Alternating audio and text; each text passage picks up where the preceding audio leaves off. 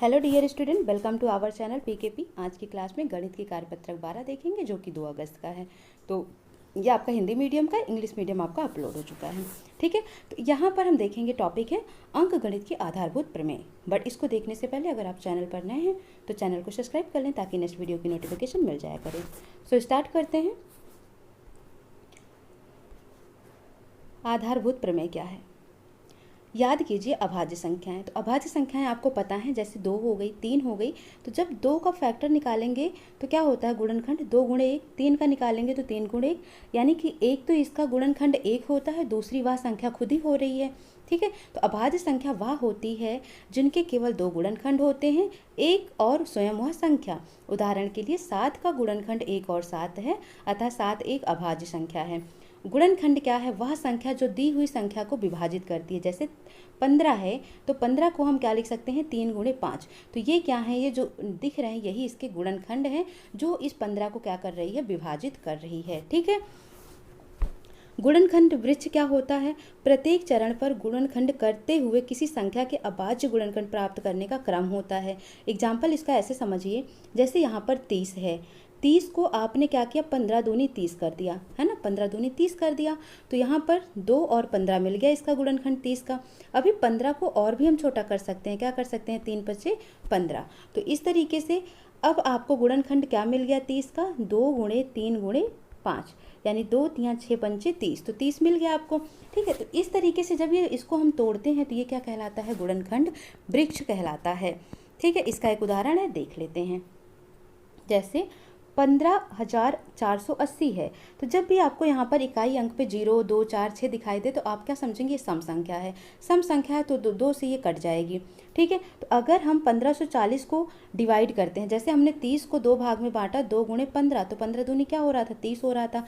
वैसे 2 से जब हम 15,480 को डिवाइड करेंगे तो ये आएगा 7,740, यानी कि इन दोनों को गुणा करके क्या मिलेगा हमको? 15,480 मिलेगा। फिर 7,740 को भी तोड़ना है, तो 2 गुणे 3,870 करेंगे तो यहाँ पर हमको ये मिल जाएगा। फिर इसको भी तोड़ सकते हैं, 2 गुणे 1,935 करेंगे तो 3,870 मिल जाएगा। अब देखो, अभी तक क्या था? यहाँ पर 0 0 0 आ रहा था, तो हम क्या कर रहे थे? 2 से ही कर रहे थे फैक्टर इसका गुणनखंड, है ना? लेकिन अभी क्या दिख रहा है आपको? 5 दिख रहा है। तो अब 5 जब भी दिखे तो आप या तो 3 से कर सकते हैं या 5 से कर सकते हैं। तो चेक कर लो इसको। अब चेक कैसे करोगे? जैसे ये 1935 लिखा हुआ है ना, इसको क्या करो? जोड़ लो। 9 1 10, 10 3 13, 13 5 18। इन संख्याओं को जब हमने जोड़ लिया तो क्या आया? 18 आ गया। और जब वो जो संख्या आए जोड़ने पे अगर वो 3 के टेबल में आ जाती है तो उसका मतलब हम इसको 3 से कट कर सकते हैं। ठीक है, तो अब इसको 3 से जब डिवाइड करेंगे तो ये 3 लिखना है आपको गुणे, कितनी बार में जाएगा? तो 3 छंगे 18। 1935 को 3 से डिवाइड करके देख लो। 3 छंगे 18, 3 चौके 12, 3 पचे 15। ठीक है, तो कितना आ गया? 645। तो इस तरीके से यहाँ जो भी नंबर लेना है, यहाँ पर जो संख्या होती है उसको भाग दे दो तो यहाँ वाली संख्या पता चल जाती है। ठीक है, जैसे आपको डायरेक्टली नहीं आ रहा है तो ये 3 गुणे 645 हो गया। फिर अभी इसको और तोड़ो तो ये 3 गुणे 215 हो गया, और 215 को और तोड़ो तो 5 गुणे 43 हो गया। अब 43 क्या है? ये जो 43 मिला हुआ है ये क्या है? ये खुद ही एक अभाज्य संख्या है। तो जब दोनों ही अभाज्य संख्याएं मिल जाएं तो उसके आगे तो गुणनखंड हो ही नहीं सकता। तो यही आपका क्या बन जाता है? गुणनखंड वृक्ष। अगर आपसे पूछे कि फैक्टर क्या है इसके, गुणनखंड क्या क्या है, तो देखो यहाँ पर 2 कितनी बार आया? 3 बार, तो 2 के पावर 3 लिख दो। 3 कितनी बार आया? 2 बार, तो 3 के पावर 2 लिख दो। फिर 5 लिख दो, फिर 43 लिख दो। इन सबको ऐसे गुणे में लिख दो। ठीक है, समझ आ गया आपको? अंक गणित के आधारभूत प्रमेय। प्रत्येक भाज्य संख्या को अभाज्य संख्याओं के एक गुणनफल के रूप में व्यक्त किया जाता है। यह गुणनखंड अभाज्य गुणनखंडों के क्रम के बिना क्या होता है? अद्वितीय होता है। अब यहाँ पर एलसीएम और एचसीएफ, प्रत्येक उभयनिष्ठ अभाज्य गुणनखंड की सबसे छोटी घात का गुणनफल। ठीक है, और प्रत्येक अभाज्य गुणनखंड की सबसे बड़ी घात का गुणनफल। तो इसका नाम देखो यहाँ पर एचसीएफ, हाईएस्ट कॉमन फैक्टर, यानी कि जो दोनों में कॉमन हो। ठीक है, जो दोनों में उभयनिष्ठ हो। एलसीएम, जो उभयनिष्ठ हो उसके बाद भी जो भी संख्याएं बच रही उसका भी गुणनफल हो। जैसे 60 और 8 का दिया है, तो 8 को आप क्या लिखते हैं? 2 गुणे 2 गुणे 2 लिखते हैं। 60 को आप क्या लिखते हैं? 2 गुणे 2 गुणे 2 दूनी 4, 4 तियाँ 12, 12 पंचे 60। ये लिखते हैं हम, ये गुणनखंड है। ठीक है, अब यहाँ पर देखो 2, यहाँ पर 2 कॉमन हो गया ये, तो इसका HCF क्या आ जाएगा, 2 गुणे 2 आ जाएगा, यानी कि 4 आ जाएगा इसका HCF। ठीक है, इतना समझ लेना है। तो यहाँ पर आप देखो, यहाँ पर आपको 4 दिख रहा है। LCM क्या आएगा, तो LCM में ये देखो, इसको चेक करो, यहाँ पर सबसे ज़्यादा क्या है, 2 की घात 3 है तो इसको लिख दो, गुणे फिर क्या है 3 है तो इसको लिख दो, फिर क्या है 5 है तो इसको लिख दो। तो इसको गुणा करो तो यह आ जाएगा 8 गुणे 5 तियाँ 15 और 15 अट्ठे क्या हो जाएगा 120। तो LCM कितना आ जाएगा 120। ठीक है, जांच कीजिए n के किसी मान के लिए 12 की पावर n अंक 0 पर समाप्त होता है या नहीं, जहां n एक प्राकृतिक संख्या। अब देखो, कोई भी संख्या 0 पर तब समाप्त होता है जब उसमें 2 और 5 आए, तभी तो 5 दूनी 10 यानी 0 आएगा उसके आखिर में, है ना।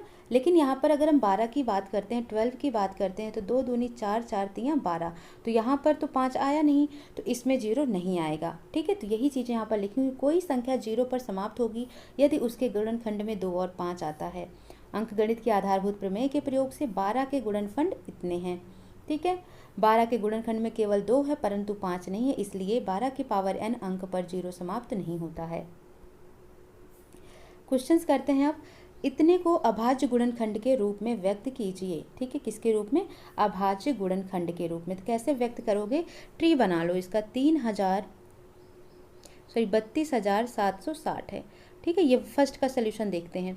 इसको तोड़ोगे तो ये आ जाएगा 2, 2 एकम 2, 2 छंग 12, 2 तियाँ 6, 2 अट्ठे 16 और 0 हो जाएगा। फिर 2 से करो तो 2 अट्ठे 16, 2 एकम 2, 2 नौ 18, फिर 0 हो जाएगा। फिर 2 से करो, 2 चौके 8, 2 नौ 18, 2 पंचे 10। ठीक है,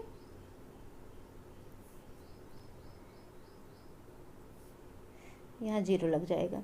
ठीक है ना। अब यहाँ पर देखो, अब ये किससे हो जाएगा, 3 से होगा क्या, तो देखो इनको जोड़ो तो हाँ 3 से हो जाएगा, तो 3 से कर दो, 3 एकम 3, 3 त्रिक्का 9। ठीक है, 1 जा कैरी चला जाएगा ना, 3 3 जा 9 हो जाएगा, 3 छंगे 18, 3 पच्चे 15 हो जाएगा। अभी भी ये 3 से हो जाएगा क्या, 3 1 4, 6 4 10 5 15, तो अभी भी हो जाएगा, तो 3 से कर दो, 3 चौक 12, 3 पच्चे 15, 3 पच्चे 15। इसको और कर दो अभी, तो 455 को हम कैसे कर सकते हैं, 5 से करो, 5 4 5, 5 5 10, 4 14, तो 5 से कर दो, 5 45, 5 एकम 5। ठीक है, फिर इसको 7 से कर दो, 7 गुणे 13, 13 सत्ते क्या हो जाएगा 91 हो जाएगा, है ना, 13 सत्ते 91। तो ये 13 भी क्या आ गया, एक प्राइम अभाज्य संख्या हो गई, 7 भी एक अभाज्य संख्या हो गई। ठीक है, अब ये आपका आंसर हो जाएगा, गुणनखंड क्या हो जाएगा इसका, 2 गुणे 2 गुणे 2 गुणे 3 गुणे 3 गुणे 5 गुणे 7 गुणे 11। ठीक है, ये इसका राइट आंसर हो जाएगा। सॉरी 11 नहीं होगा, 13 होगा। ठीक है, अब इसको और सही लिखना होगा आपको, तो आप ऐसे लिख सकते हैं, 2 की पावर 2 कितनी बार है, 3 बार है, 3 कितनी बार है, 2 बार है, फिर 5 लिख देना, फिर 7 लिख देना, फिर 13 लिख देना। ठीक है, तो इस तरीके से आप तोड़ेंगे तो आपको समझ आ जाएगा, तो नोट कर लेना। आई होप आपको ये समझ आ गया। अब नेक्स्ट देखते हैं, अभाज्य गुणनखंड विधि से HCF और LCM ज्ञात कीजिए 15 और 12 का। तो इसका आंसर देखते हैं, यहाँ पर 15 का 3 पच्चे 15 लिखेंगे हम, 12 को 3 गुणे 2 गुणे 2, यानी कि 3 दूनी 6 दूनी 12 लिखेंगे। तो HCF क्या होगा इसका, HCF हो जाएगा जो कॉमन है, 3 कॉमन हो गया तो HCF 3 हो गया। LCM क्या हो जाएगा, तो 3 तो रहेगा ही, फिर क्या बच रहा है, गुणे ये भी तो बच रहा है तो 4 लिख दो, फिर क्या बच रहा है, 5 भी तो बच रहा है, ये तो इसको भी लिख दो, तो 3 चौक 12 पंचे 60। तो LCM हो जाएगा 60, 15 और 12 का, HCF हो जाएगा 3। 18 और 45 का निकालना है, तो 18 को आप क्या लिख सकते हैं, 3 3 जा 9, 9 2 जा 18। ठीक है, और 45 को आप क्या लिख सकते हैं, 3 पच्चे 15, 15 तियाँ 45। ठीक है, तो HCF क्या आ जाएगा, देखो यहाँ पर कॉमन क्या है, 3 कॉमन है, फिर क्या कॉमन है, 3 कॉमन है, यहाँ भी 3 2 बार आया, यहाँ भी 3 2 बार आया, तो 9 हो गया इसका HCF। LCM क्या हो जाएगा, तो ये 3 गुणे 3 तो रहेगा ही जो दोनों जगह कॉमन है, और 2 और 5 भी हो जाएगा, तो 3 त्रिका 9, दूनी 18 पंचे 90। तो LCM कितना हो जाएगा इसका, 90 आ जाएगा। ठीक है, नोट कर लेना, जो कॉमन होगा दोनों में वो HCF हो जाएगा, और कॉमन के साथ साथ जो और भी नंबर बच रहे हैं उनको गुणा कर दो, वो LCM हो जाएगा। तीसरा है, LCM 320 और 120 यानी जो 320 और 120 संख्याएं हैं दो, इनका एलसीएम 960 है, तो इसका एचसीएफ बताओ। तो गुणन ये फॉर्मूला लगता है, एचसीएफ गुणे एलसीएम बराबर ए गुणे बी। ए हमारे पास 320 है, बी हमारे पास 120 है, यही फॉर्मूला लगा देते हैं। तो लगाइए फॉर्मूला। एचसीएफ निकालना है तो इसकी जगह हम एचसीएफ ही लिखते हैं। एलसीएम हमें पता है कितना गिवन है, 960 गिवन है, और ये हो जाएगा 320 गुणे क्या होगा 120 हो जाएगा। दोनों मान रख दो ये ए और बी का। अब सॉल्व करो। एचसीएफ बराबर क्या हो जाएगा, एचसीएफ बराबर हो जाएगा 320 गुणे 120 बटे क्या होगा 960 हो जाएगा। 0 से 0 कट गया, 12 अट्ठे 96 और 8 चौक 32, तो क्या आ गया एचसीएफ 40 आ जाएगा इसका आंसर। ठीक है, तो तीसरे का आंसर क्या आ जाएगा 40 आ जाएगा, एचसीएफ आ जाएगा 40। अब हम देखते हैं फोर्थ। जांच कीजिए n के किसी मान के लिए 12 के पावर n अंक 0 पर समाप्त होता है या नहीं, जहां n एक प्राकृतिक संख्या है। तो बच्चों यही क्वेश्चन रिपीट हुआ है, यही आपको आंसर लिख देना है, समझा दिया है मैंने पहले से। ठीक है, तो समझ आ गया होगा आपको। कोई डाउट आता है कमेंट सेक्शन में मैसेज कर सकते हैं। मिलते हैं नेक्स्ट सेशन में। Thank you for watching.